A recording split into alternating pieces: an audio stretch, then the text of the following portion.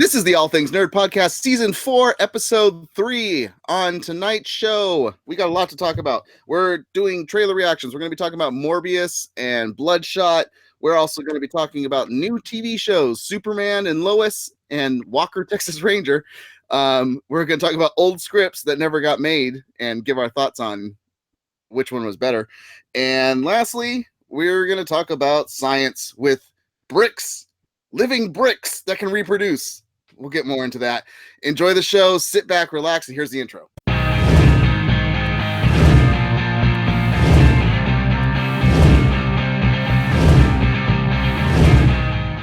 Welcome to the All Things Nerd Podcast. I am Mest, your host, Mest5150, back with another episode.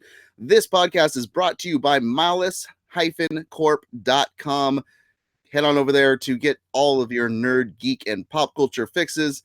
And if you want to support us, make sure you click on the Amazon link while you're there if you're going to be purchasing something from Amazon. Thank you for listening. Wherever you're listening, make sure that you're dropping a review, subscribing, and letting us know how the show is. If you give us a 5-star review, we'll go back and read it and let everybody else know what you had to say. So thank you for that. I am your host, Mess5150, and the way that we open this show is called Get Your Geek On. Ain't nobody got time for that. Ain't nobody got time. Ain't nobody got time. Ain't nobody got time for that. Getting your geek on is when we talk about the stuff that we've been doing since we last saw you, things that you should be checking out, things that you should stay far away from, all that stuff. We're doing a public service for you to let you know what's great and what's not so great, so you don't waste your time on things. I'm going to go into a little bit of something that was happening today because it's been like really enraging my geek, and it was the Obi-Wan fiasco. Because we're not going to talk about this on the show, but these articles came out talking about how Obi-Wan was being canceled over at Disney for Disney Plus. And here's the thing: this is why we don't talk about stuff until we fact check. I did fact checking, and the people that were talking about it didn't have any full actual sources. It was just sources say, sources say. And one of the articles actually brought up that they didn't know what Star Wars project they were going to work on now that they were canceling Obi-Wan, when just 3 days prior they had actually put out an article saying that they're going to be working on a Knights of the Old Republic series. And if you just wrote an article saying that, why wouldn't you know that that's the next thing that people are going to be working on? And it didn't make sense. So finally the Wrap came out. The Wrap did their digging. They figured it out, and they let everybody know, hey, this was a hoax that was done on Twitter, that sites that don't do their fact checking got a hold of and told people that it was being canceled. But Ewan McGregor's people have actually come back and said it's not being canceled. Don't listen to whatever is out there, and you guys can all be happy and healthy and know that Obi-Wan is not being canceled. Other than that, my geek out was watching the Arrowverse and the finish to the crossover for Crisis on Infinite Earths, which I think was fantastic, but I wanted to get other people's thoughts on that as well. And that's why I'm going to roll right over to one of my podcasters in arms. Icy Zorro is here on the cast. What have you been geeking out on, Icy, and how are you doing? I'm doing great. Coming to you from beautiful downtown Denver, as you can see from the clearly well-lit hotel room that I'm in. He's geeking out on electricity. I'm geeking out on being in the dark by myself. Went to go see 1917. 1917 is a fantastic film. The whole thing is shot to look like it's one long shot. I mean, there's a couple of places where it obviously cuts over, but it was beautifully done. Really good story. Something to avoid. I made the mistake of watching the Will Smith movie Gemini Man. Don't waste your time. Don't do it. It's not good. Let's see what else. I finished reading a book from Brandon Sanderson. He's got a little sci-fi series. The second book in it was called Starsight, and that was pretty good. Other than that, just traveling around for work. Red says, turn on some lights for God's sakes. Literally the only light in here that is not turned on is the one directly behind me, which would just make my face even darker. Here's the thing. We record this live on Twitch, so if you're listening to this later, you're not seeing the video feed, and you're not being able to interact. So every Friday, 8 p.m. Pacific Standard Time, come join us, and you can make comments like, hey, your lighting sucks. Like IC is live from the cave that that Tony Stark escaped from. Yeah. And you just heard him. Masonic Vader's also on the cast. How are you, sir? And what have you been geeking out on? I am doing well, sir. And I have been geeking out on. I finally got to watching. I've started binging. I'm on season 2 already. Marvel's Runaways, which is an interesting show. Sorry. Yeah, it's interesting. It's such a good show, and the 3rd season's getting ready to come out, and they already canceled it. No, the 3rd season's already out. The 3rd season's already out. It's 4th season they're going to do. Yeah. Is the 4th? The 4th is the one that's coming because they just canceled it after they finished filming. And Well, they I know didn't the know third it was canceled. season's there. I don't know if they. I don't know. I know the 3rd season's there, and I'm about halfway into the 2nd. So it's an interesting series. It's a different. Once again, I think they're trying to reach out to that other group like Guardians of the Galaxy. Is the 3rd on Hulu or on Disney Plus? I think they're all on Disney Plus. Oh, they moved them all over. Okay. Yeah. Okay. Yeah. So, and then not to do. I don't know. Don't fall into the Fallout 76 trap. It still sucks. You're still talking about that. That's actually the next game I'm going to play. Okay. Fallout 76, Fallout 1, whatever the heck you call it. Hey, let's have you buy a game, and then hey, let's let you subscribe so you get all these other cool stuff. And yeah, jackasses. Jack says, well, he yells Sanderson in the chat room, but he's geeking out on the announcement of a City Watch show. Yeah. Oh yeah, Pratchett. The Very Pratchett. Yes. Ring. I think we talked about this 2 years ago when they were putting it in development. So it's finally Discworld. Yeah, the Discworld series that was being worked on. I'm pretty sure we talked about it 2 years ago when I first found out that they were. Yeah, I vaguely remember that. So yeah, and on naps, he's been geeking out on naps. He wants more naps and tacos. I think he didn't say it yet, but I'm reading his mind. He's gonna definitely say the tacos. He needs more tacos. He needs to geek out on more tacos. Red's geeking out on that weather wherever they're at. Minnesota. Soda. Yes. Well, So, yeah, way up there in the north, you know. And there's the tacos. Okay. Back to your guys' geek outs really quick. 1917 is it going to win Best Picture? Because it won for Golden Globe. It's strong contender. I've seen probably 4 of the movies that have been nominated for Best Picture, and of them, 1917 is the best in my opinion. Awesome. And also joining us lastly on the cast, we have Ron. What you up to, sir? What you been geeking out on? Oh God, this week I was geeking out on memorizing the backs of NyQuil containers and recipes because you're live from the kitchen. I was dead this week, people. Hello. Clinically and emotionally dead. And Hey, we don't pay for extras in the background, do we? I hope not. Now been part of the All Things Nerd podcast. She has to talk about everything we're talking about now too. Yeah, I hope not. Otherwise, my roommates are owed some money from my living spot. Jack says Joker needs more awards, but not mentally. And Redmi Plus says Parasite or 1917. Joaquin for Joker. Unfortunately, I don't say unfortunately. I think he definitely deserves it for Joker. He absolutely does. That was a quintessential performance. I mean, he's reaching like Daniel Day-Lewis levels of acting right now, and it's amazing to watch. Yeah. I want to get quick thoughts if you guys are caught up or not on it, because my geek out was the Crisis on Infinite Earths. I want to know what you guys thought about the final product of that. Because I know for Ron, did you catch up? Did you watch all of it? No, I have not, and I'm not sure that I want to be honest. I haven't liked the direction that the CW shows have been going for a long time. I lost you this right now. This is why I wanted to get your opinion. The one thing that you loved about Supergirl and how it was off on its own, no longer. Everything is Earth Prime. Everybody's together, and so now you'll probably have crossovers like crazy over on Supergirl. So.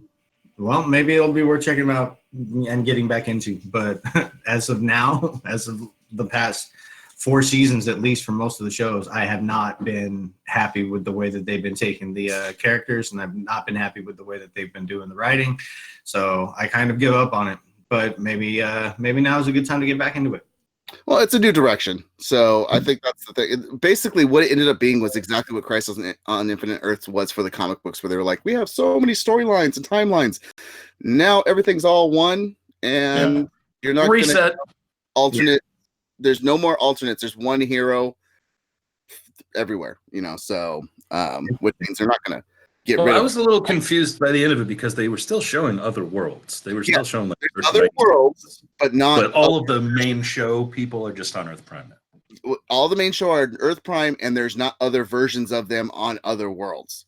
So there are other worlds, but the other worlds are only going to have different type of characters 100%. So the Teen Titans, only the Teen Titans are over there. You're not going to have Robin show up on Earth Prime on Arrow. Right, but Brandon Routh's Superman was still on Earth 96. I saw that one, and that one didn't make sense to me because they said he's not the same character. He's not same actor, but it's not the same character. But then there is another Clark Kent Superman. Yeah, that's okay. I don't know. Yeah. That's what they said, and then they showed that. So whatever.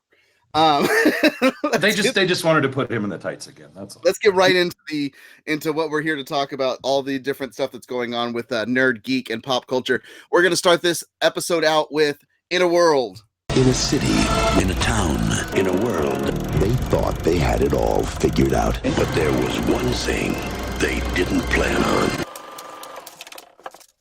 In a World is our movie trailer reactions, our thoughts on the big trailers that came out for the week that have to do with nerd, geek, and pop culture. Well, I mean, they're movie trailers. They always have to do with pop culture, but dealing with nerd and geek. So the first one, it's an actor you all love. You all love to love him. You love seeing him in all different roles. And I just like when he plays music. We got another one of he jumped from DC ship over to the Marvel ship, which is owned by Sony portion of it, and we got the Morbius trailer with Jared Leto. Woohoo! Hey, you know what? Yeah. Jared Leto gets a bad rap because of the freaking terrible writing he had to endure on freaking Suicide Squad. He acted his ass off for that freaking role. Yeah, but he also gets a bad rap. Boxes of human feces to his co-star. Well, yeah, and maybe that was a little too far. I mean, no one's not going to say that he's not eccentric. he's a little bit method. Yeah. Jack says Leto gets a bad rap because he is bad. He is not bad. He is a good actor. He has had amazing roles. I mean, even the little role that he did in freaking Blade Runner 2049 was phenomenal. So he is a good actor. I'm hoping that the quality of writing, and the quality of the production of this new Morbius movie, because it looks like it could be decent. And Morbius is not really a hard character to nail as much. He's not as nuanced as someone say, like the Joker. Is Morbius a big part of the comic world? I've never heard of it before. Yeah, so kind of, yeah. He's not as big as your Daredevils or your He's not a marquee name. No, he's not. But they're dipping back into what Marvel did so well at the beginning of the freaking franchises. They're taking B and C list superheroes and they're building them up because no one has super high expectations for a Morbius movie except the diehard fans. And I'm assuming that it's tied into the larger Marvel universe as a whole. We got Michael Keaton right into the trailer. They're at least tying it to the Tom Holland's universe. Yeah. But I did read a couple of articles that Sony's end game is to have the Spider-Verse crossover with Maguire and Garfield too. So that could be the beginnings of what we're seeing here. I know it's something that they've been kicking around for a long time, especially since the Into the Spider-Verse cartoon movie came out. I mean, everyone has been going, if they can do it in the cartoon, then why can't we throw freaking Raimi's and Garfield's Spider-Man into the fold too? Yeah, as long as it's not emo Spider-Man. Let me get his chat room. There's some stuff that's being said. Josh Callis joins us in the chat room as well. Says Blade Runner was his only good role so far. He was good on TV as well. Dallas Buyers Club was fantastic. He won an award for that, and it wasn't Freaks and Geeks. Was it Freaks and Geeks that he was on? I think No, My So-Called Life. My So-Called Life. Yes, he was fantastic in My So-Called Life, and he is great. I will say it once again. He is great in Fight Club. Seeing him get the utter crap beat out of him, I love watching. Yes. I Felt like destroying something beautiful. Exactly. And Jack asked which Morbius is. So to explain, Morbius is the living vampire from Spider-Man. That's the movie that's being made, and it's just showing how he's dealing with a blood disease, and then he figures out a cure, which is with the vampire bats hybrid. Then he starts getting the powers. Then he looks like he's running around like Nightcrawler, and you have a great that was kind of cool. Yeah, and you have a great supporting cast in this. You did see a poster of Spider-Man on the wall with murderer written on it. We do get a little dose of the not Spider-Verse, but the current Spider-Man films, because we do have the Vulture tie-in at the end talking to Michael Keaton. Yeah. So looks like they're setting up Sinister Six. The whole tone and look and feel of this is very Venom in terms of the color palette outside of when he's using his powers. So they're setting up that world. Now, the only thing I have to say with this trailer for me personally, I've seen this movie before with Jeff Goldblum. It was called The Fly, and I love Brendel Fly a lot more. That's what I got from the trailer. What about you, Icy? Like I said, this is not a character that I know very well, and I'm definitely going to see it, especially with it tying into the MCU. Did you ever watch the Spider-Man cartoon that was in the late 90s, early 20s? Not really, no. Because that's what like you would know Morbius from that. He was the white vampire bat looking dude. Is he a hero? Is he a villain? Is he riding the fence? Technically a villain. Yeah, technically a villain. He rides the fence the same way that Venom does sometimes between anti-hero and full-on villain. But he's got beef with Spider-Man in most of the comics. He's got a lot of beef with Spider-Man, which is the same thing that they do with Venom. I mean, they'll make Venom an anti-hero, but as soon as Spider-Man gets involved, he goes full villain. Red said, "Great." Not in the. Oh, sorry. Red says, "Great. Joaquin had to act his ass off to get rid of the bad taste Jared left in our mouths," which even DC understands that. To when you watch the trailer for Birds of Prey, the little jabs that they do on getting rid of Joker. So, is not in the chat room, but in a private message to me. Morbius, also known as Ghost Runner Morbius. I believe it's a hybrid of the two. Jack. Not in the chat room, but on a private message to me. One of my friends. No, it's Bitey Morbius. Can you hear me? Yes, we can hear you. Okay. One of my friends sent me a text that said Jared Leto is essentially the man's Cillian Murphy. Surprisingly, I was actually excited to see it. I like him as a character inside the comic books. He was like an alternative to Blade, something different, something I want to say more grittier in the comic book. Like, not to say Blade's not gritty, but it just had this like old school Transylvania, like we're trying to bring old monsters to comic book life. And when you're seeing the trailer, Jared Leto looked the part. He looked a hell of a lot better than he did as a freaking Joker, I'll tell you that. I mean, obviously we're not seeing his acting chops yet. We're just kind of going by looks and some stuff. So and I am excited to see how they're going to mix everything in, because I do believe, like, I think I overheard you when you guys were chatting, that it will be Sinister Six, and that's going to be like that up since we got that little absolutely. And I mentioned that last year. I saw them getting that together. I mean, everyone saw it at the end, but it's a nice twist to bring Morpheus in there to kick it off. Morbius, sorry, shut up. Turn some lights on. Barely see you, jackass. All right. So I'm excited. Nice. Okay. Yes. So yeah. Here's a good question. Josh Callis asks, "Well, do you think they're going to link the Morbius movie into the reboot for Blade?" No, because this is still Sony, but they can reference things that happen in the MCU. That's part of the new. They actually brought that up after the trailer came out. Part of the new deal is that the Sony films, so like Venom, didn't reference anything having to do with the MCU. Now all the films that they have that are Sony properties can reference the MCU. Okay, good. Well, that'll be nice. I mean, because I don't know if you guys are taking a look at the cast listing yet, but they're actually J.K. Simmons is reprising his role as J. Jonah Jameson for the Morbius movie. Nice. So you've got him, you've got that tie, you've got Michael Keaton's tie. So yeah, the MCU influence is definitely going to be heavy in this. So that's a good sign for me, because when Sony's left to their own devices, they don't really perform well.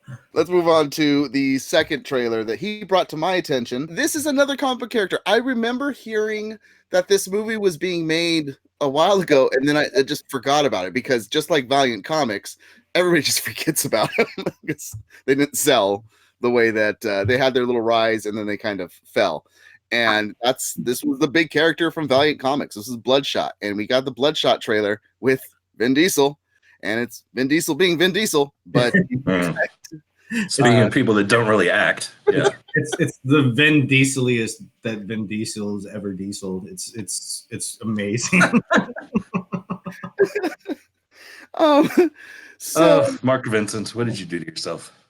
now I saw the first little trailer that was dropped to us, but I want to talk about the main trailer that actually got dropped, or giving us a little bit more of storyline. Because there's one that's like just all action, and basically the all action trailer, it just looks like you're just watching Universal Soldier. Yeah, pretty much. But this one actually shows what the whole effect of Bloodshot was in the comic books as well. Bloodshot was a soldier that was given nanites so he could not reproduce, but he wouldn't die because the nanites would heal him. They gave him a healing factor, even though he was already dead. And he kept having to go out and do missions for the government because they would brainwash him and give him new memories of whatever vengeance he had to do. And that's what this trailer showed. Somebody killing his wife. Yeah. And doing that over and over and over again. And he finally breaks free. And that's what this trailer is showing. It gives us the whole plot of the movie in the trailer. So yeah, that's true. I don't really even need to go see this movie now because I already know the whole story. Mm-hmm. Well, it's very much, if you watch the trailer, my opinion on it, and I'll get your guys' opinions, but it's Total Recall meets Universal Soldier meets Memento. And which with starring Riddick, yeah, because Guy Pearce is in this film, which was in Memento. Excellent. Yeah, it's just instead of a shine job, he's got bloodshot eyes now. Yep. Jack says he says more than I am Groot. Unfairly. It's Universal Soldier mixed in with Groundhog Day. Yep. Mixed in with Memento.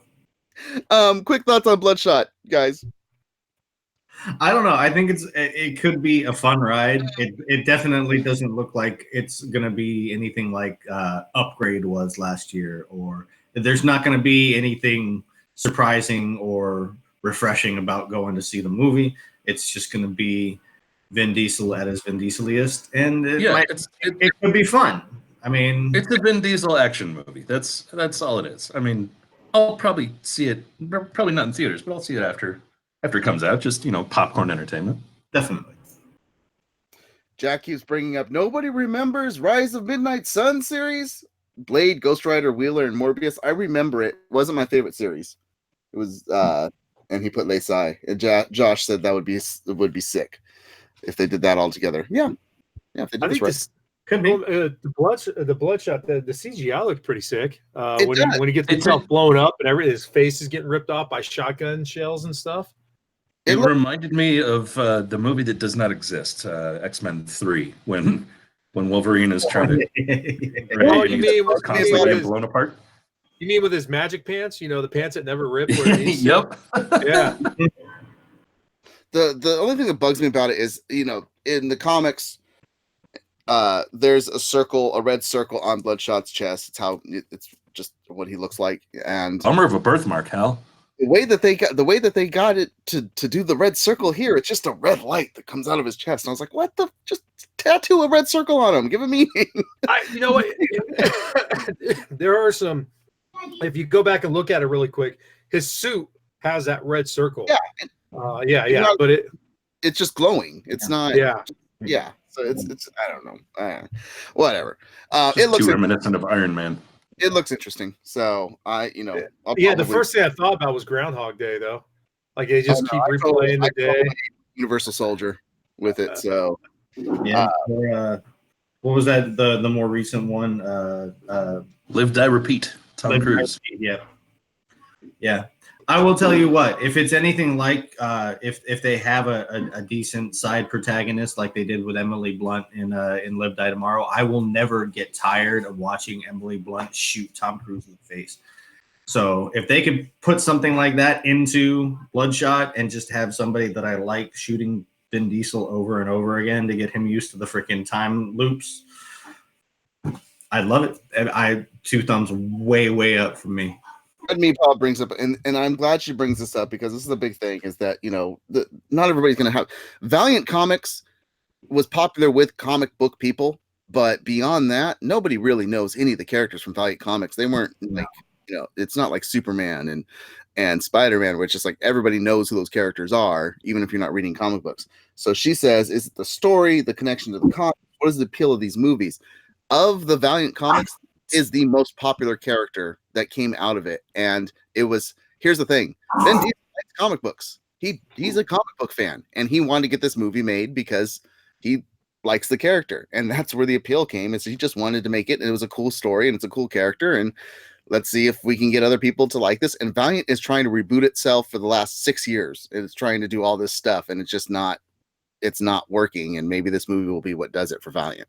I hope so, man. Because what they did as a comic book industry, to the comic book industry as a whole, is actually going to help out the movie industry, because there are some really good characters like Bloodshot that are out there that no one knows about, like you just said, because of the fact that you have Superman, Batman, all the mainstream characters. And if you can find the right person to write a screenplay for it and then get it directed, man, there's a ton of stories out there that haven't been told yet. I know. Just look at what Netflix and Fox did with Lucifer, the Lucifer freaking franchise. Oh yeah, it's something that Neil Gaiman doesn't really have.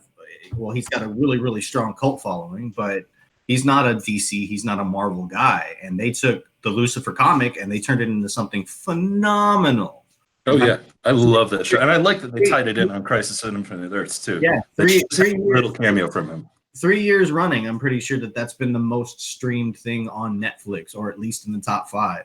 And I mean, all from a character that really no one had any stake in at all. So they can do something really good with Bloodshot. I'm all for it. I'm all for it. Jack says you can look at it two ways. They have made enough money so comic fans are getting to make stuff they want because they prove comic movies can be good, or they're scratching the bottom of the barrel. You pick. Yeah. I saw a comment in there from Josh. No los dos. Did you see the comment in there about Josh Cowles about the red dot? How it might have been supposed to be referenced to the Japanese flag. Yeah, I thought it was something along. I can't remember. It's been so long since I read Bloodshot, so I have to. Yeah. So, all right, let's move on to the nerd news.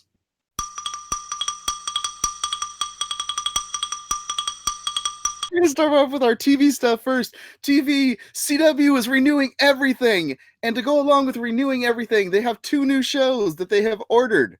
And new? Would we say new? They're old properties, but new kind of. 90s episodes. They're bringing back the 90s. I know.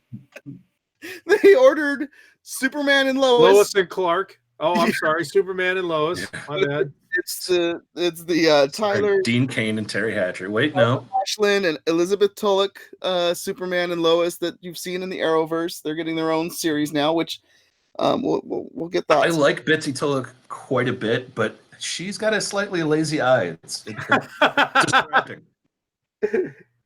Oh my gosh. And He's then no Terry Hatcher. And then they ordered Jared Padalecki's Walker Texas Ranger remake.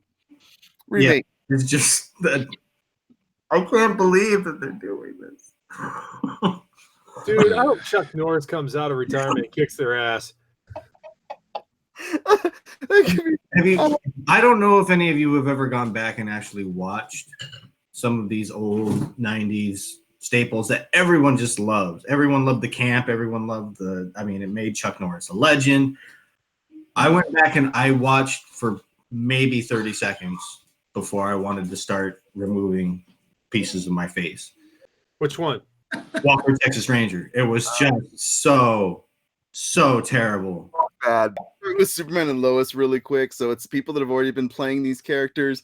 And here's the synopsis.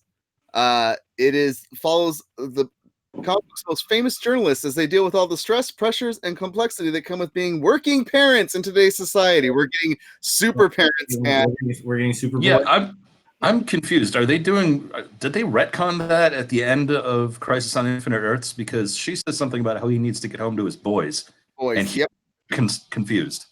Yep. Huh. They have two kids. Wonderful. So that's yeah. You got Superman as a dad and Lois figuring out how to be a working mom. I gotta reference the Mallrats conversation here. I mean, it just I know the back of her blow out her back like a shotgun. No, because it happened on Argo where he doesn't have any powers, and okay. Why? Yeah. Well, then still, he's an alien race. They should not be compatible. Yeah, they should. But tell that to Star Trek, man. Suspension of disbelief. That must have been a rough childbirth. I don't know, man. The baby's kicking really hard. It broke all of my ribs. Right.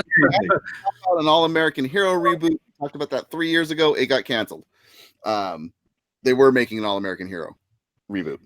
CBS was. I read that article about Superman and Lois, and I just cringe, dude. Cringe, man. They're reaching now. I think they're now. I think television, the CW is now reaching, and it's that old analogy of throwing shit against the wall and seeing what sticks. That's what's going on. You gotta you're panicking right now. Well, no. I Here's think the you're thing. supposed to throw spaghetti against the wall. What are you doing to your walls, dude? I like these two characters. I like what they do as Superman and Lois, that I've seen them when they show up on Supergirl or the crossovers. I like them way more than Batgirl, and Batwoman, whatever, got renewed for a second season. So I actually would rather see this. This show got a lot better as it progressed. Episodes are rough. Once again, who's interested in seeing Superman being super dad without it being a comedy? Like, seriously. Oh, yeah. I mean, come on. Well, seriously. Let me go beat Lex Luthor. But don't forget to pick up a pair of diapers on the way home. I don't know why, but I just got the theme music from Full House going through my head. I didn't even think about that. That only means John Cryer definitely has a job for a long time because he can be on 2 shows at the same time. I don't give a crap, man. I don't want to see Superman changing diapers. I don't want to see Superman taking Lois out on a date, dude. It was hard enough to go through Lois and Clark. Well, you got to remember that Lois and Clark was a huge thing for ABC. It was like the #1 show on television. No, that's what I'm saying. I've watched it. I've seen it all. I get it. But, dude, there was something different about that. Now you're trying to interweave this. There was, and I'm hoping that they can, between the two people that they're actually getting to fill the roles, I'm hoping that they can recapture some of that magic, because people rioted when that show ended. It was bad. Yeah, I don't think they're going to recapture that. I just don't. First of all, the guy who plays Superman, I can't think of his name. I don't know. He's dry. He is dry. That character. Yeah, that character's dry. I think he does a good job. But Jack says if you can have half elves, you can have half Kryptonians. Jack also said he would watch a reboot of Knight Rider. D&D rules don't work here, bud. What's that? D&D rules don't work here, man. and Jack, I haven't even caught up on the whole CW thing, but if you would, your comment about seeing more Flash would be answered probably. I don't know. Episode 4. Check it out. And then they also want an Airwolf reboot in the chat room, says Josh. Airwolf? Really? Come on. I liked Airwolf. Okay. The Walker show, Walker Texas Ranger. Jared Padalecki is playing Cordell Walker, a widower and a father of 2 with his own moral code, who returns home to Austin after being undercover for 2 years, only to discover there's harder work to be done at home. He'll attempt to reconnect with his children, navigate clashes with his family, and find unexpected common ground with his new partner, one of the first women in Texas Rangers history. Oh, We're God. growing increasingly suspicious about the circumstances surrounding his wife's death. Sorry, hairball. See, this is what I was talking about when I said the CW is panicking. This is thoroughly uninspired. Wait, Right. Beacon joined in the chat room and says, "I want a Charles in Charge reboot." Yes, I'm all about that. Right now, if my dad was, Scott Baio looks the same as he used to. He does, yeah. if my father was actually buried, he would be turning in his grave right now. It's just, yeah. Walker, Texas Ranger. Hey, teen issues. Back to the Airwolf thing really quick. Josh gives a great comment on here, and he says, "I mean, I want to see the writers struggle to find out how many problems can be solved with one chopper." Mm. Wait, I got Yeah. one. I'm putting it Airwolf versus Blue Thunder. There you go. I Boom. want to know what a very special episode of that would look like. All right, so Padalecki is a Texan, and I really wish Nick would have been on this cast because we could have got our angry Texan to talk about it. Or you get Super on there so she could, She's not a Texan though. We got a But Texan. she would shed that tear because Pilecki has a job again. Albeit it's only going to be for one season, but still, I give it 8 episodes. Dude, I don't even think he makes it past the damn pilot. I don't know. Apparently, it's a really sought after pilot. Apparently, people really liked it, and I don't know if it's because they're just hoping to bank in on that supernatural. Yeah, I know. I mean, I think it'll survive if they get a cameo from Chuck Norris, and then 8 episodes in, get a cameo from the guy who played Renegade. Jesus.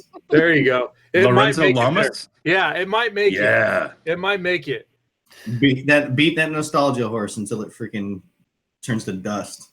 And then right after that, next year CW is gonna get going with a new reboot of Golden Girls. Well, no, you know what's going to Followed by Xena. Yeah. So these reboots. So what's going to end up happening is you've got the Arrowverse.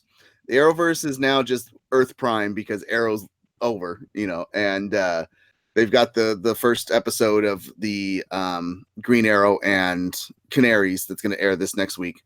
So, but what's going to happen is you're going to get the Rebootiverse. So you're going to have Walker, and then you're going to get all these other shows that are going to reboot, and then they're going to all tie in together, and they're going to have a big crossover every year. Well, they already did a crossover of Hawaii Five-0 and the new Magnum PI. So now we need to have Padalecki fly out to Hawaii.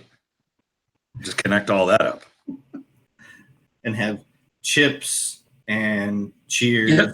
Like the Dax Shepard They version did of the Chip. movie Chips. They did the movie Chips. They can't do that one. And A-Team's done the movie. So, that leads us with Alf or a Small Wonder.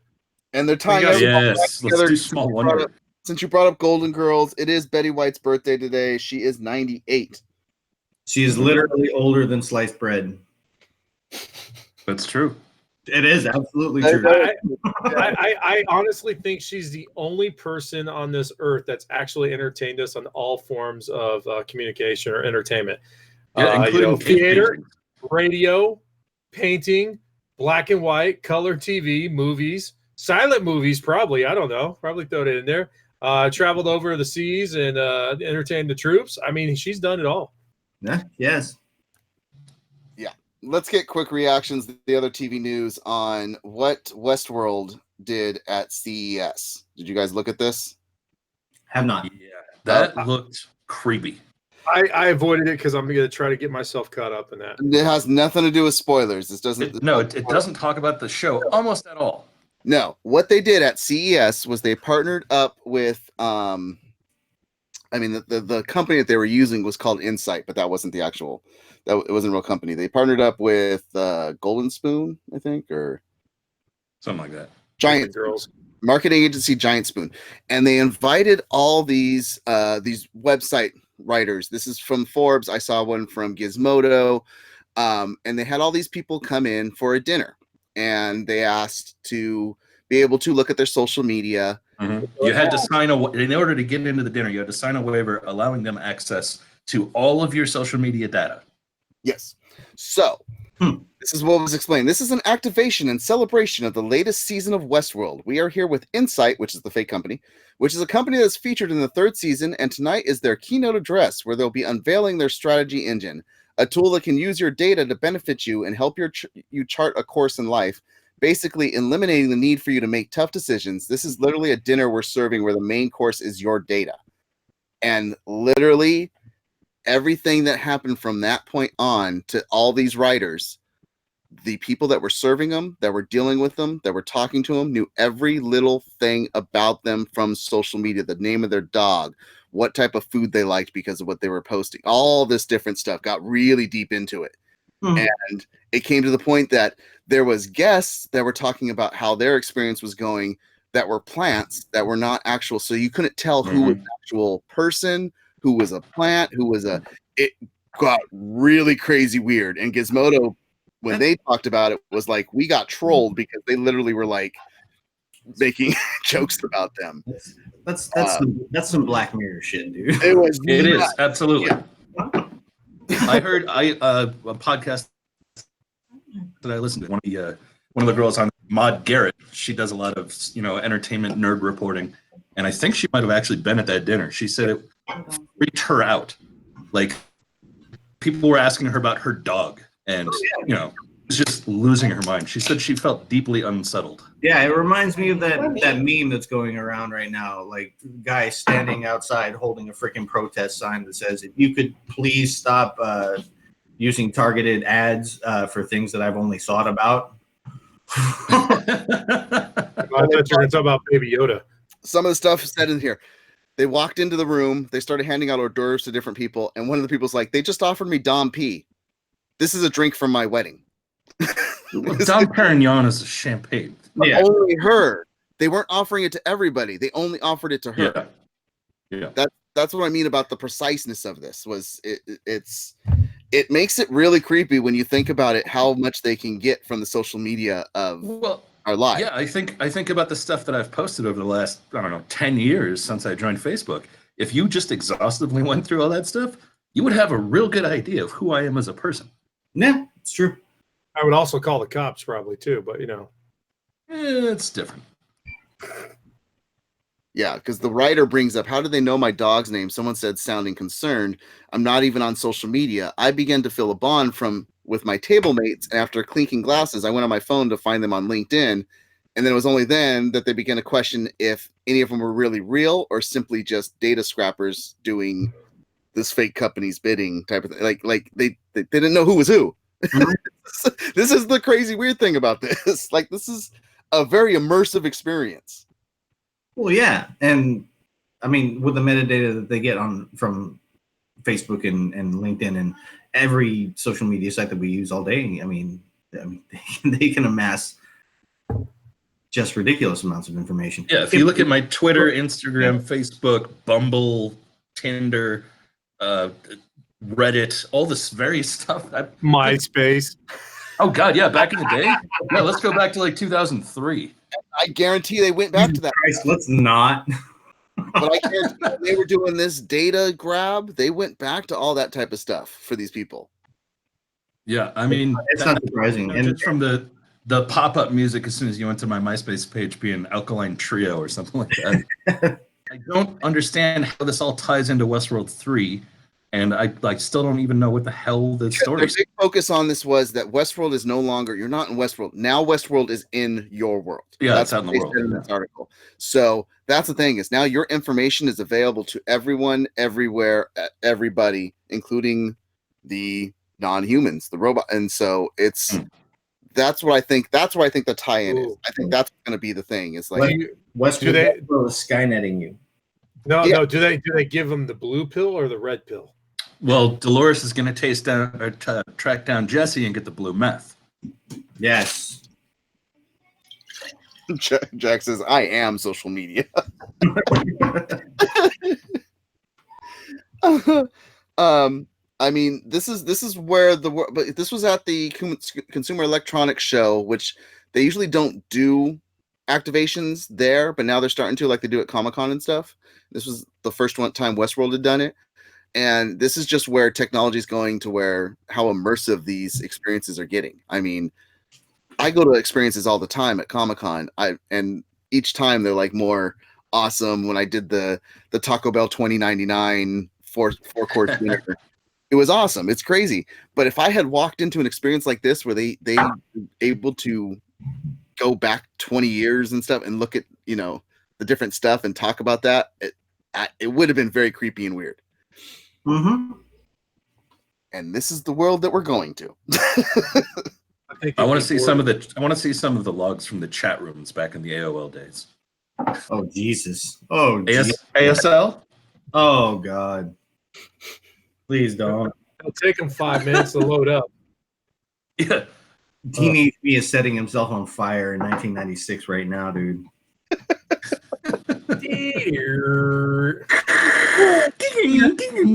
So now seeing how they're tying into social media and how you're being watched, because they were bringing that up at San Diego Comic-Con, what are your guys' thoughts for Westworld Season 3? We got our announcement when it's coming out. So it's coming out in a few months. March. Yes, I cannot wait. I love that show. I don't know what the hell is going on in that show, but I trust them. It's really well written. Unpopular place for a nerd to be. I have not seen a single episode of Westworld. You should watch it. Oh, it's good. I know I should. And with Sonic can No, watch I should. And just from the fact that my boys on Man at Arms Reforged had a whole episode where they rebuilt the Man in Black's Bowie knife from scratch, I know I have to watch it. And I've been slacking, and I feel terrible, to be honest with you. I'm kind of jealous of you because you get to watch it for the first time. Yeah, that's the thing. I mean, Wait a second. Hold on a second. Where was this jealousy when I mentioned I never saw Game of Thrones? F you, dude. No, that was pure judgment. F Right? you, buddy. Game of Thrones is one thing. Game of Thrones is the most popular show in the world. If Game of Thrones had only been in 2 seasons and you hadn't watched it yet, then It would have been less of a deal. No, Seven whatever. seasons, and that was when it was like, really? It was, whatever. No one was even liking the last 4, so I shut love that you're up. still hitting on the point of people giving you crap for talking about for not seeing Game of Thrones. Yes, no, because that was huge. That was emotional Judgment. scoring for my life on Malice Corp. Yeah, Remember this in that was 10 a years big when we're talking on the cast and he brings it up again. That was a beatdown on that day. That was a beatdown. I'm surprised I'm still on this cast. I am too. It took you that long to watch one of the biggest nerd properties in the world. It only took me 2 weeks, punk. It took you that long to get to it. All right, let's go on to I want to get your guys' thoughts on the Trevorrow Star Wars script for Duel of the Fates was the name of what episode 9 was going to be. Oh God, just the name. I mean, bringing it full circle like that, because you go all the way back to the freaking first episode 1, not episode 4. Episode 1, best scene in that movie was called the Duel. The Trade Federation. No? Hey, you shut them mouth. Misa, thank you. Crazy. No, it was the fight between Obi-Wan and Qui-Gon and Darth Maul, obviously. Oh, absolutely. And the music that was set to was called Duel of the Fates. It was the original track list made by John Williams for that entire fight scene. And to bring it full circle like that all the way back to episode 9 from episode 1 would have been amazing to me. I don't care what the Colin Trevorrow is a pretty clever guy. I know. And just the fact that he decided to name it that, I was on board before I even started reading anything that was happening in it. And this has all been confirmed. This is all legit. Robert Mayer Burnett, look him up on YouTube. He goes through the entire script. We're not going to go through a full 2-hour script. I'm just going to give you the points that were on Reddit as they broke them down. What were you going to say, Masonic? Go ahead. I was gonna say, when you read through it, I honestly understand why they didn't go with it. Because to me, I looked at it and it looked like they were trying to do too much in one movie.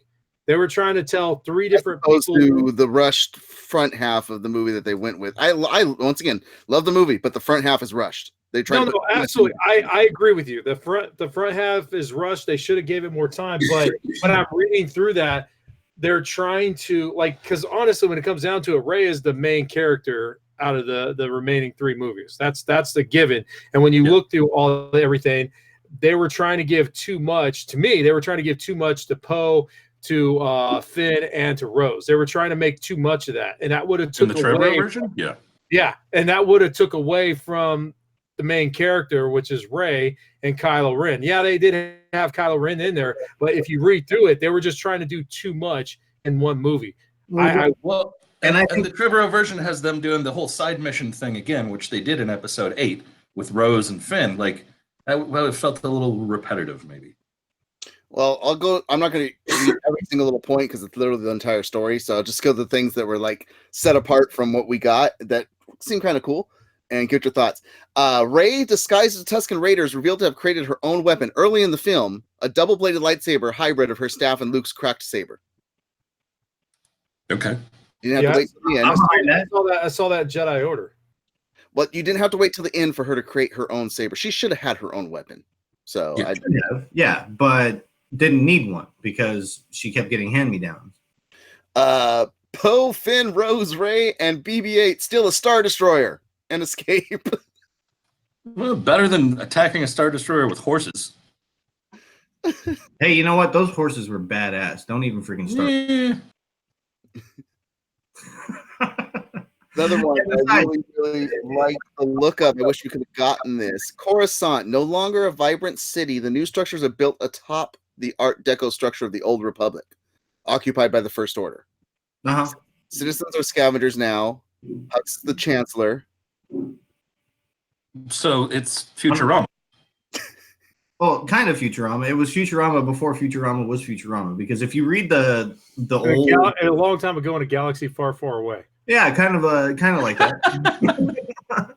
All right. But no, the old extended universe versions of Coruscant were basically that setup. You had the old city from the very first construction on the planet, and everything is just built up and up and up and up and up and up and up further and further. So Chicago. So kind of like Chicago, yeah. Just a little bit taller. Slightly. But yeah, I like the way that they tied the undercities into the narrative for what was going on in the glitzy, glamorous top portions of it. That always made a lot of good storytelling for the old EU, and I really would have liked to see what they could have done with it in the movie, because that's something that they don't really get to layer in. They don't get to layer in how much of the New Republic and New Order and every time somebody takes over, somebody builds just over the top of whatever was there before them. And that's something that Star Wars didn't really address. And I think it would have been nice to see it. And Herbalistic Puff says, I like the Finn and Rey because it gave a clash to the Rey-Kylo thing. And then Jack says Coruscant is 1,000 cities built on top of each other, I think is what he meant. Exactly. Probably. So, I think this is something that was really, really missed that I would have loved to have kept and gone with JJ's thing. Kylo Ren is haunted by Luke's Force Ghost. That would be amazing. No. Mark Hamill just constantly giving him shit. That would be fantastic. Luke, this is where the dark path leads, an empty tomb. Kylo, retort, where did your path lead? Luke is trying to convince him to go back to Leia. Kylo, I'm going to be more powerful than any Jedi, even you. It's back and I would have loved the back and forth. I'm sorry. I want to see Kylo Ren sitting down to have breakfast and Luke like a glass of orange juice off the table. Yeah, just knocking it off the table, like sitting on the freaking like table a cat. with a damn cat. Just Exactly. In a way, though, I'm kind of glad it didn't go that way. I really did, because when you look at it, Force Ghosts are obviously Jedi half, and Sith rely on masters and stuff like that. They don't rely on Force Ghosts. I'm glad they didn't do. Once again, I think when you read it, they try to bring in some of the George Lucas kind of like Final Three. They try to do the best of both worlds. And when you really look at that would have been episode 9, chapter 1, or volume 1, volume 2. That would have been 2 movies worth of stuff. But at the same time, I really do think when you go back and look at that, it branches off too much from what the not. With the closing of a trilogy, you should be bringing stuff back in rather than still branching out. I get that. Yeah, that was totally going to make it to where you're going to have episode 10, episode 11, episode, which clearly they're not going to do. Yeah, well, you got to understand too that when you're J.J. Abrams had a rat's nest of freaking of storylines to tie up at the end of it. Yeah, Ryan Johnson left a lot of them crap. And even when you try and tie those up, they're still branching phrase out of whatever's left over. I mean, you can't close anything up perfectly. I mean, even one of the things that I love that they did was they threw an extra character in Lando's daughter into the No, it wasn't Lando's daughter. We don't know that. what? That's what it was. But that's what she was originally supposed to be, but they never confirmed that. Or I'm pretty sure I saw it confirmed by one of the directors. no, that's originally what they were. That's what they cut that out. Yeah. Because there was a huge creep factor about, well, let's go find out when he at the end. In fact, to be honest with you, that I don't know if anyone's ever thought about that. That seemed kind of creepy. That was old man Lando trying to put the moves on a 20-year-old. Yeah, and that's why, like I said, Yeah. I'm pretty sure that I read the confirmation on that is his daughter that was taken by the First Order. Mm-hmm. And one of the things that he's been trying to do the entire time he's been not working with the Resistance was trying to find her. And he finally did at the end. Two things I'm glad they didn't go with on this. They brought up that instead of Palpatine, Kylo found a thing that directed him to Palpatine's holocron. Yeah, and it directed him to Palpatine's master, who trained him. Which, I don't need that. Dead. No, yeah, because that's the whole tragedy of Dark Plagueis, right? Yeah, Yeah. It wasn't Plagueis. It was Tor of all. Where's Tor Valum? Tor Valum, Master of Sith, Palpatine's teacher, was the name that they gave. I'm glad they didn't go that route. They messed up. I'm glad they didn't too. His face got messed up more, so they smelted some Mandalorian armor face. Beskar. Yeah, I'm glad they didn't. Thank you for not. I would have liked to have seen in the Trevorrow script, I think it ends with Rey teaching Force-sensitive younglings, basically rebuilding the Jedi Order. Yeah, that so way, Finn and Poe. we would have had a tie-up for friggin' Broom Boy from Episode 8. I do like that they did bring up more of the gray in this one, because Rey straight up to Luke, his Force Ghost says balance. The dark suffocates the light. Light extinguishes the dark over and over again. How is that balance in the Force? Like they really tread onto the gray as opposed to the Jedi and the Sith. And they tried to, but there's too much pushback from the freaking Star Wars purists that there's no gray Jedi. Well, there's no purists. They think they're living in the real world. Anyways, something I read that I thought was actually kind of cool that you brought up is that I have read, and they haven't confirmed anything, but it doesn't sound like they're actually done with Rey as a whole. There might be talks of her spinning off a movie, nothing in conjunction with Skywalker or anything like that. But it's going to be a procedural about moisture farming. A step-by-step guide to setting up a home. Like Captain America PSA. Exactly. She's going to have her own YouTube channel cleaning out a house on Tatooine. It's going to be like HGTV. There is no turning for Kylo in this. Kylo is killed as Kylo was. It's revealed that Kylo was the one that killed Rey's parents at the behest of Snoke, was what the story was in this one. So they were nobody original in this script. And it's Luke, Obi-Wan, and Yoda that appear as Force Ghosts to try and save Ben, but they're unsuccessful. Boy, Anakin, they just did not want Hayden Christensen. No, they did not want him at all. Which I think is stupid. They should have did it. They should have pulled the trigger on it. And I'm so I read that part and I was like, dude, this, once again, I'm glad this script never, because that's not Force Ghost stuff. Force Ghosts, they don't get involved like that to a point. I mean, I think Luke pushed the boundaries with stopping the lightsaber and everything, but when it all comes down to it, they don't physically get involved. They don't try to do anything. They're there for knowledge and education, not to go fight a war. Pete says hashtag justice for Jake Lloyd. Poor Jake Lloyd. I really wish they had pushed. I really wish they would have brought Anakin as a Force Ghost. I think that would have been a great tie-in to the first three. Just grown up Jake Lloyd, though. Absolutely been, but they wanted to separate themselves so much from the freaking the prequels that. And Jack does bring up there was a great Jedi. His name was Anakin Solo, and they dropped him from canon. Yes, because they dropped everything from canon except for that they kept.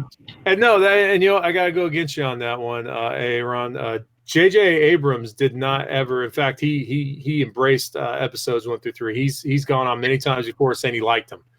So he tried to give it justice, i.e., bringing in at the end Qui-Gon and whatnot for voices and everything. So I didn't hate 2 or 3, except for what's his name, the guy playing Anakin.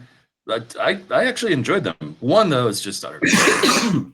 I still think 3 has the best lightsaber scene of all. One was no fun. Yeah, the lightsaber duel between Kenobi. Anakin and Obi-Wan. I Yeah. have the high ground. Ridiculous. Oh, and the last thing that I forgot to bring up that was in this one, Chewbacca flew a freaking X-wing. I want to see Chewbacca wearing like the Red 5. You can't fit No, he's not. He's not fitting in that thing. He's not fitting in it. I was hilarious. let me explain something. When I was a kid, I had a dream of being an astronaut. When I hit 10 years old and I was almost 6 foot, I knew my dream was gone because I already was taller than any astronaut. Chewbacca could not fit in an X-wing. It would be that scene out of Police Academy where Hightower rips out the back seat and sits in the back. Like he would have to rip the droid. He would have to literally rip the droid out and sit in the back and. You know? Let me tell you a story about watching Shaquille O'Neal try to play Need for Speed in an arcade. Dude sat. I was picturing him folding in third. He straddled the entire machine. So one leg, huge legs, tree trunks freaking sticking out to both sides. And he had one hand on the steering wheel and the other hand was messing with the freaking brake and the it looked like an octopus trying to freaking pilot a submarine. Like an adult on one of those quarter machines where it's barely rocking, barely rocking. It was one of the most beautiful things I've ever seen. But I'll tell you what, do not freaking try and push that into a freaking Wookiee trying to pilot anything, man, because I'll lose my damn mind. I still have a hard time watching Rebels and seeing Wookiee Jedi. Like, that throws me off. You know? The Wookiee Jedi thing, I'm all about that because I read through the entire freaking order, and Lobaka was he was amazing. Jack Malice in the chat room says seeing Chewie in an I'm assuming he meant X-wing is like Masonic Vader in an A10. I think Warthog would fit. I don't know. I just want to see Masonic Vader now. A10s are not comfy. No, the freaking the canopy will never be closed. My head will be out like this and everything. Yeah, that's how it works. Like Jim Carrey in just driving with your head out the window. I'll be blaring music like Iron Eagle. Yeah. Okay, moving on.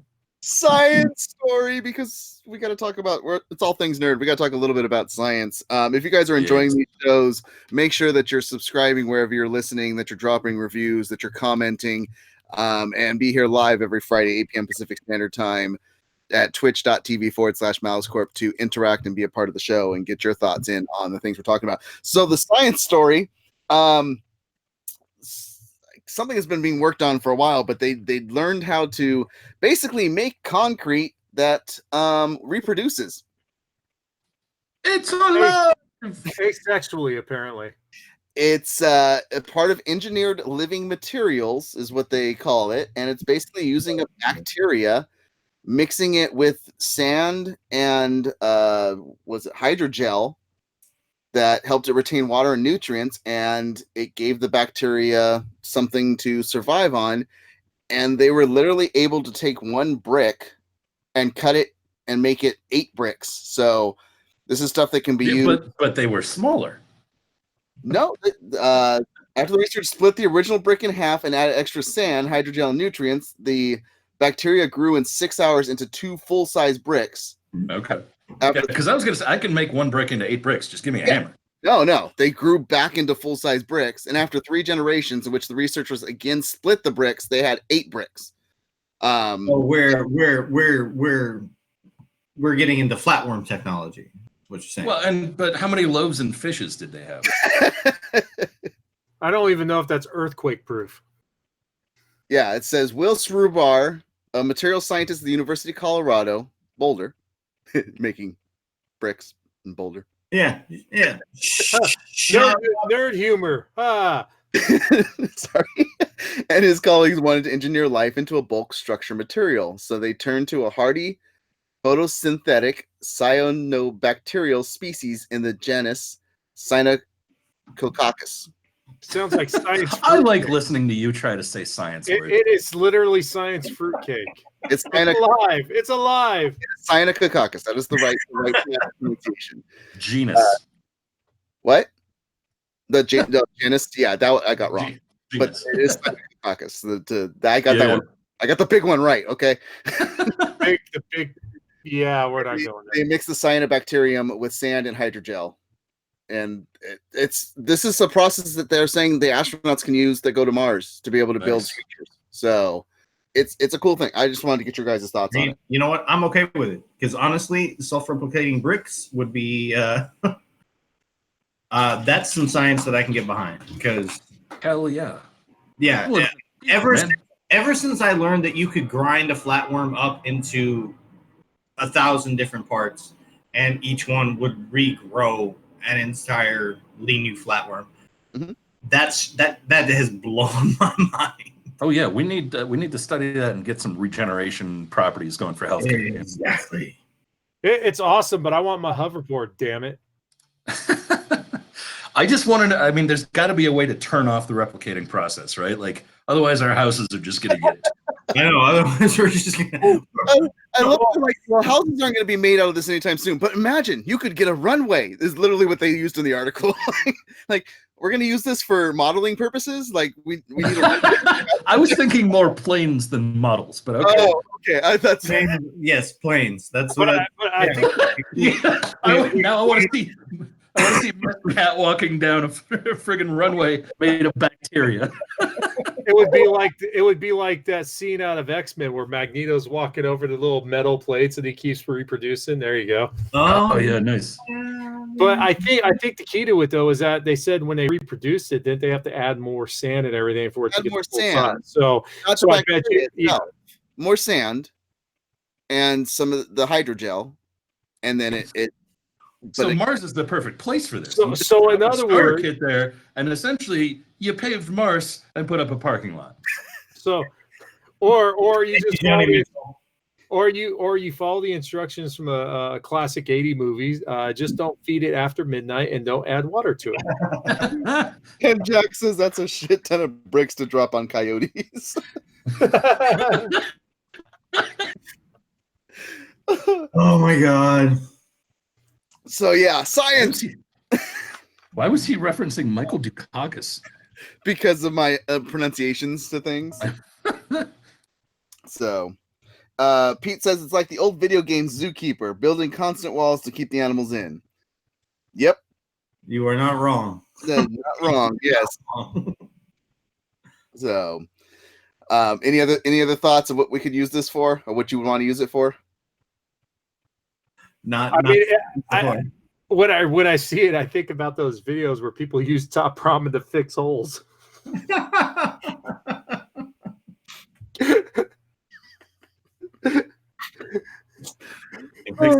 a bag of ramen.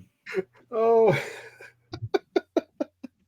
Okay, let's finish off the show with this. Somebody's got to talk about it. I want to see somebody standing on it and waiting for the world's slowest elevator. Just grow. It's the fruitcake of science. I think fruit is the fruitcake of science. It's basically the same thing. Yeah. Oh god, I don't want more fruitcake growing itself though. That's exactly a killer fruitcake. Well, that's what happened to the fruitcake from last Christmas when you go into this Christmas and you're like, where did that come from? That sounds like a horrible. Don't those things just get regifted by everybody? It grew into an entire tree. I think that's how they made chia pets. Let's get into our somebody's got to talk about it. We need to talk. You talking to me? Oh my God! Who told you? Have you told anyone else about this? What you talking about? Look who's talking. Somebody's got to talk about is the weird stories, the odd stories, the fun stories that somebody's got to talk about. We came across this one, and I wanted to use it more to talk about how our accomplishments are compared to this 17-year-old intern for Somebody discovered Tatooine. 17-year-old Wolf Cookier. I'm terrible with names, so he was an intern with NASA, and on his 3rd day, he discovered a new planet. Well, that's A planet that circles 2 suns. Somebody found Tatooine. He said his job was to examine data beamed back via their transiting exoplanet survey satellite, a space telescope that looks for planets outside of our solar system. He noticed some variations in light, took it to his boss basically, and they're like, "Oh, let's look into that more." And there's a planet. So I need to go hold that guy and ask him for the lottery numbers for next week. Here's the thing. I mean, yes, super impressive. You're 17 years old. You discovered a planet. But that is literally what his job was. Yes. Yeah, exactly. but think 3 about it. days into his job, he did his job. Good. On his 3rd day in the vast expanse of the universe, like there's some NASA people there that have been there for 20 years and can't find whatever. No, you're right. Lottery numbers would be great. The guy picked the right file. Years old. That's crazy. You go outside with your damn telescope and try to find a planet right now. Hey, you send me the collected data of NASA specifically looking for what he found. Yeah, I'll do the same thing. I've got a video with Top Ramen fixing a hole. But you're right. He should be picking the lottery numbers because he just happened to get the right file. That's so crazy. That's like Straight Contact right there. That's the movie right there. Next thing you know, we're gonna have aliens. He was giving Jodie Foster weird dreams. Hey, I'm good with it. So he's still in high school. Mm-hmm. He's back at his high school. He says after graduating high school, he wants to go to university. While he's there, he's planning to study physics and astrophysics, and from there, a career in space research is appealing. I think he's pretty much set already.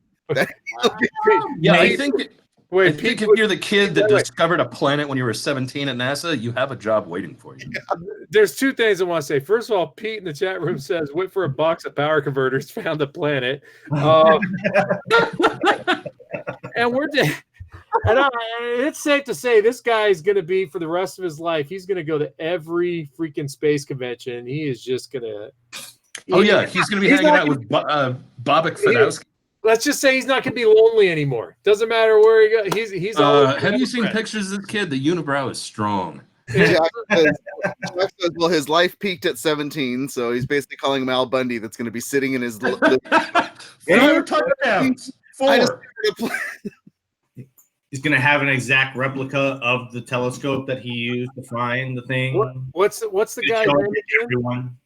What's the guy's name? Kid's Wolf something. Wolf. They wanted to name the planet Wolftopia, but he doesn't get to name it. His brother suggested. I was about to say we're going to live on Wolftopia. Wolf Cookier. Cookier, yeah. His last name. So Cockier? Did you say Cockier? Cookier. Cukie. Cookier? Cookier? How the hell is there 2 wolves in pop culture in the last 2 years? What is is this? And then there's Finn Wolfhard. Yeah, that's what I'm talking about. Wolfhard. Oh, okay. Wolfhard. Yeah, we don't talk about Wolf. That is the best name. Pete said leave some kids for the rest of us. But the question I have for you is, what's leave some lady? He said leave some ladies for the rest of us, not leave some kids for the rest of us. That's what I thought I said. I don't know.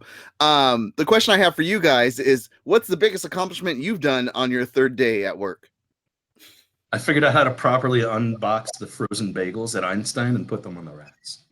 I sold one of the most expensive beds within 3 days. On my first day. Okay, so here. On my first day. You want a true story? Here's a true story for you. Within 3 days of showing up at basic training, you got the name badge? I did, and this is true according to the drill sergeant that was making me do push-ups. Mm-hmm. I did more push-ups than any recruit that he had seen come through there. My 3 days into basic training, I had successfully not fled. Yeah, 3 days into basic training, I had done. I think his count was 1,750 push-ups. Oh, you're talking about being punished? Yes, I'm talking about just being punished, not actually doing. You're not saying like, look how badass I am. I can do all these push-ups. No. You're saying you No, that much. I'm saying I made the drill sergeants that angry for 72 hours. And they were like, you know what? If you don't die before you get there, we're going to be upset. You're going to be the strongest man. You're going to be on the arm. You're going to be in the arm wrestling team. Exactly. They told me there are two types of soldiers. There are strong soldiers and there are smart soldiers. And you are not one of the latter. You were Artie from Pete and Pete, the strongest man in the world. Yeah, 3 days in, anywhere, I was still learning stuff, so I have nothing to claim to fame. Flag off the flagpole. 3 days. 3 days. I set a Fort Benning record for doing push-ups. Peteopolis made apple pies at McDonald's 3 days in. Mm-hmm.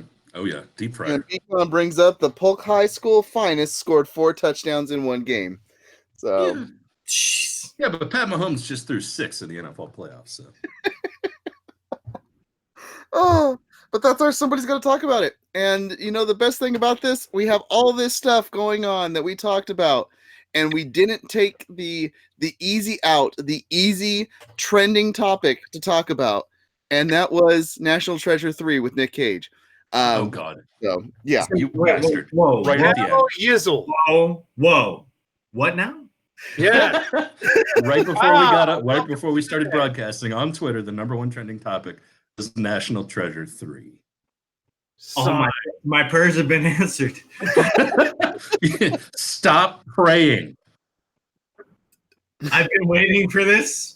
I've been waiting for this for 7 years. Okay, so that's our cast for this week. Wait, hold on a sec. Nick Cage. It is created, so I will talk to you guys all about that stuff as I close out here. Where everybody else you can chit chat, follow, and interact with. Ron, where can people interact with you outside of this cast? In the kitchen. You can find me all over social media. I am at DOS Newport Kid on Instagram and on Xbox Live and PlayStation Network. After this, are you going to start filming your cooking show? Dude, if I can, I will. Wow, there's a hairpiece. Hey, what's up, bud? I see. Where can people follow you outside of this cast? At Trevorrow on Twitter, Instagram, and PlayStation Network. And in the Bat Cave. Yeah, randomly in Lodo in downtown Denver. Bat Cave in Denver. Hey, Endor's now trending, but not for the reasons that we would think. So, Masonic Vader, where can people follow you? Masonic Vader on PlayStation Network, Masonic Vader 71 on Twitter, and yeah, good times. Smack Talk coming back soon. And if you want to follow me, you can follow me on Twitter at @Mest_Malice Corp or on Instagram at Mest5150. But come interact with all of us. Drop articles, drop insights, funny gifts, memes, whatever you want. We have a group on Facebook. It's the All Things Nerd Podcast on Facebook. It's available for everybody to show what they're what nerdy things they're into, and to interact with other geeks and nerds and just everybody. Bring us all your memes, please. Anything you want to drop there. We have fantastic photos from Peteopolis right now for some of the photos that he's doing on his Lego and toy projects. Different articles that are coming from Robert McCulloch Bryson that's finding a bunch of stuff out there for us to, but it's just interacting, talking all week long, having fun. So look up the All Things Nerd Podcast on Google Groups, or not Google Groups, on Facebook groups, and come join us there.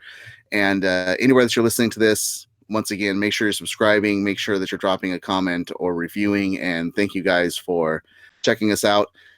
We will be back next Friday, 8 p.m. Pacific Standard Time, and you keep nerding on.